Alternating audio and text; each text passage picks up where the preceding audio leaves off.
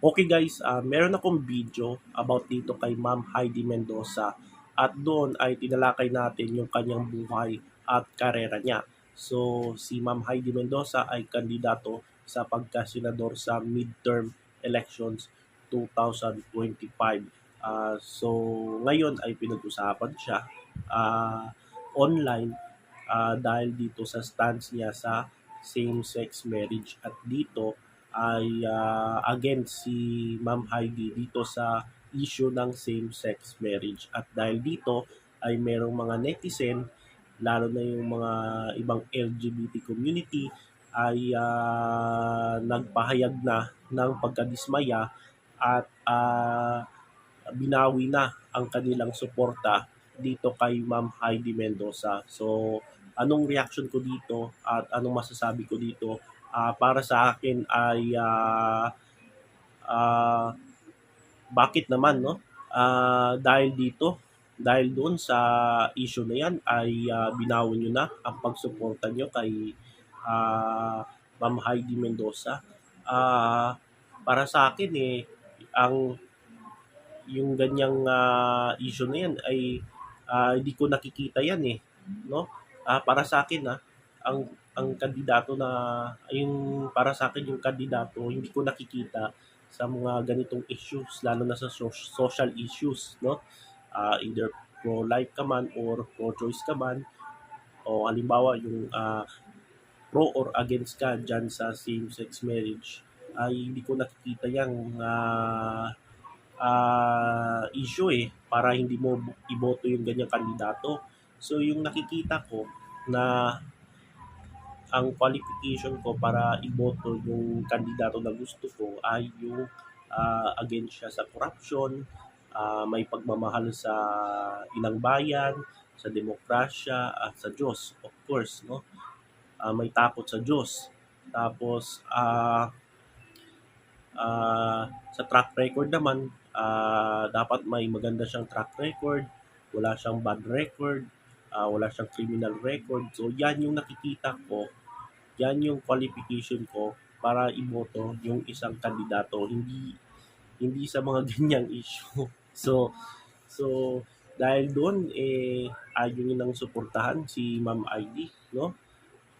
Alam niyo naman si Ma'am Heidi Mendoza ay yung kanyang advocate ay labanan itong corruption sa gobyerno, of course yung good governance at accountability.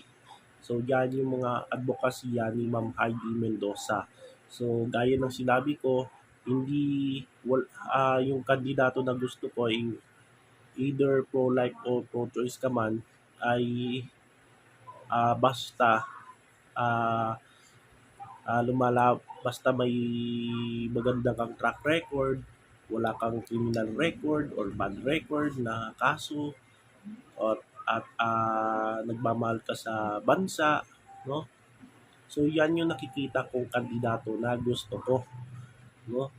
At hindi ko nakikita sa mga ganyang issue na katulad ng same-sex marriage. So dito naman sa usapin ng same-sex marriage, so ano yung stand ko dito? So ang stance ko dito sa same-sex marriage, okay na ako at least okay na ako sa civil, no? Sa civil marriage. Basta wag lang sa simbahan. So mas okay na ako sa civil, no? Kaysa church. So sa ngayon mas open na tayo about dito sa mga LGBTs, no? Open na ang lahat lalo na dito sa Pilipinas, open na dito sa mga sa rights ng LGBT. So nirerespeto natin yung kanilang pagkatao, no? Yung kanilang karapatan, nirespeto din natin. So ah about dito naman sa same-sex marriage. So posible kaya na ipapasa yan, no? Diyan sa Kongreso o Senado. So sa akin mahabang laban 'yan, no? Itong issue ng same-sex marriage. Kasi dadaan yan sa matinding na debate, no? Kasi merong mga mag-a-against diyan. no? Ah, Dadaan yan sa matinding usapan, of course, sa matinding proseso. So mahaba talaga yung laban dito sa same-sex marriage. Kita nyo nga yung ibang social issues gaya ng SOGI, yung anti-discrimination bill, di ba? Sa mga LGBT, no? Nagproprotekta sa mga LGBTs. Makikita nyo, matagal na proseso yan, no? Kasi meron ding pabor, meron ding kontra. Siyempre, magdedebate yan, no? Pag-uusapan nila yan. So, ano yung tama, yung mali.